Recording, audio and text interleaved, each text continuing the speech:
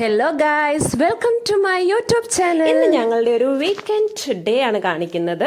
ഞങ്ങളൊരു മൂവിക്കൊക്കെ പോയി, അങ്ങനെ മൂവി കഴിഞ്ഞ് ബ്രേക്ക് ആയിട്ട് ഇരിക്കുകയാണ്. ബ്രേക്ക് ആകുമ്പോൾ നമ്മൾ പിന്നെ അവിടെ നമ്മളൊന്നും വാങ്ങിച്ച് കഴിക്കാറില്ല, കാരണം കോസ്റ്റ് അധികമായിരിക്കും. നമ്മൾ സിനിമ ടിക്കറ്റിനെക്കാട്ടും പൈസ ആയിരിക്കും നമ്മൾ എന്തെങ്കിലും വാങ്ങിച്ച് കഴിക്കണം. അതുകൊണ്ട് നമ്മളിങ്ങനെ ചുമ്മാ ബ്രേക്കിന് പുറത്തൊക്കെ ഇറങ്ങി അവിടെ പിന്നെ വെള്ളം ഫ്രീ ആണ്. നമ്മൾ വെള്ളം കുടിച്ചിട്ട് അങ്ങനെ ഇരിക്കും. നമ്മൾ അവിടുന്ന് ഒന്നും വാങ്ങിക്കാണ്ട് എങ്ങനെ കോസ്റ്റ് കൺട്രോൾ ചെയ്യാമെന്നൊക്കെ പറഞ്ഞ് നിൽക്കും. പക്ഷെ വേറെ സ്ഥലത്ത് നമുക്ക് പൈസ പൊടിയാറുണ്ട്.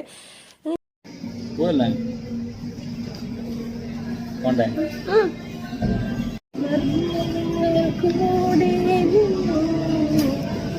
ദേവദൂതർ പാടി വിളിച്ചു.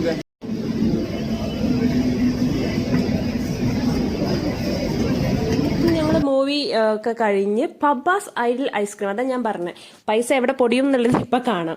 ഇത് മാംഗ്ലൂർ ഫേമസ് ആയിട്ടുള്ള ഐസ്ക്രീം പാർലറാണ്. ഇവിടെ വന്നു കഴിഞ്ഞാൽ ഇത് എക്സ്പ്ലോർ ചെയ്യാത്തവർ ആരും തന്നെ ഉണ്ടാവില്ല. ഐഡിൽ പബ്ബാസിലേക്ക് ഞാൻ ഇവിടെ വന്ന ടൈമിൽ, ഞാൻ ഇപ്പൊ 6 years ആയി ഇവിടെ, ഫസ്റ്റ് വന്ന് ഞാൻ എക്സ്പ്ലോർ ചെയ്ത ഒരു സംഭവം എന്ന് പറഞ്ഞു കഴിഞ്ഞാൽ പബ്ബാസ് ഐഡിൽ ഐസ്ക്രീം തന്നെയാണ്. അടിപൊളി ഐസ്ക്രീംസ് ആണ് അവിടെ കിട്ടുക. വെറൈറ്റി ഓഫ് ഐസ്ക്രീംസ് ആണ് കിട്ടുന്നത്. ഇതിൽ ഞങ്ങൾ ചൂസ് ചെയ്തത് ടിരാമിസു ആൻഡ് ഗഡ്ബഡ് ആണ്. ഇതാണ് ടിരാമിസു വരുന്നത്. അപ്പുറത്തിരിക്കുന്നത് അവിടുത്തെ സ്പെഷ്യൽ ഗഡ്ബഡ് ആണ്. ഗഡ്ബഡ് എന്നൊക്കെ പറഞ്ഞ ഐസ്ക്രീമിന്റെ പേരാണ് കേട്ടോ. ഇത് ഏകദേശം ഒരു 160 റേഞ്ച്, 160 എവോ ആണ് വരുന്നത്. അതാ ഞാൻ പറഞ്ഞത്, മൂവിക്ക് ഞങ്ങൾ അവിടെ സ്പെൻഡ് ചെയ്ത് അവിടെ നിന്ന് ഒന്നും വാങ്ങിച്ച് കഴിക്കാണ്ട് ഇവിടെ വന്നിട്ട് നമ്മൾ കഴിച്ചു. ഇത് പക്ഷെ കഴിക്കാതിരിക്കാൻ പറ്റാം, അത്രയ്ക്കും ടേസ്റ്റിയാണ്. അപ്പം ഞങ്ങൾ വഴക്ക് കൂടുകയാണ്, കാരണം ഐസ്ക്രീം കിട്ടിക്കഴിഞ്ഞാൽ എനിക്ക് എപ്പോഴും 2 എണ്ണവും ട്രൈ ചെയ്തിട്ട് അതിൽ ഏറ്റവും ടേസ്റ്റ് ചെയ്താന്ന് നോക്കിയിട്ട് അത് എനിക്ക് സെലക്ട് ചെയ്യണം. അപ്പം എന്നോട് പറഞ്ഞു, എന്നാൽ നീ 2 കഴിച്ചോ, 2 നീ തന്നെ കഴിച്ചോ എന്ന് പറഞ്ഞിട്ട് എനിക്ക് തന്നതാണ്. പക്ഷെ പാവല്ലേ, അപ്പം എനിക്ക് ഇഷ്ടപ്പെട്ട ഒരു സാധനം എടുത്തിട്ട് ബാക്കി കൊടുത്തതിന് മുഖം നോക്കി തീരെ ഇഷ്ടമായില്ല. കാരണം അത് ഞങ്ങൾ ഈ ഫുഡിന്റെ കാര്യത്തിൽ അടിയെന്ന് പറഞ്ഞു കഴിഞ്ഞാൽ എനിക്ക് അറിഞ്ഞൂടാ, ഞങ്ങളെപ്പോലെ അടി കൂട്ടുന്നവരുണ്ടാവുമായിരിക്കും. പക്ഷെ ഞാനൊക്കിത് എക്സ്പീരിയൻസ് ചെയ്യണ എൻ്റെ ചേച്ചീൻ്റെ അടുത്തൊക്കെ ഞാൻ ഇങ്ങനെ അടികൂടി ഭക്ഷണം കഴിച്ചിട്ടുള്ളൂ.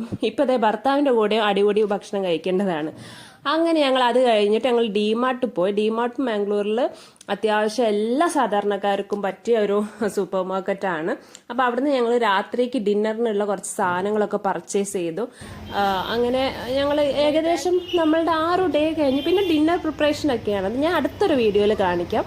ഇന്ന് ഞങ്ങൾ ഇത്രയും പർച്ചേസും കാര്യങ്ങളൊക്കെ കഴിഞ്ഞിട്ട് ഞങ്ങൾ ഡിന്നറിനുള്ള സാധനങ്ങളെല്ലാം മേടിച്ചിട്ട് നമ്മൾ വീട്ടിലേക്ക് പോവുകയാണ്.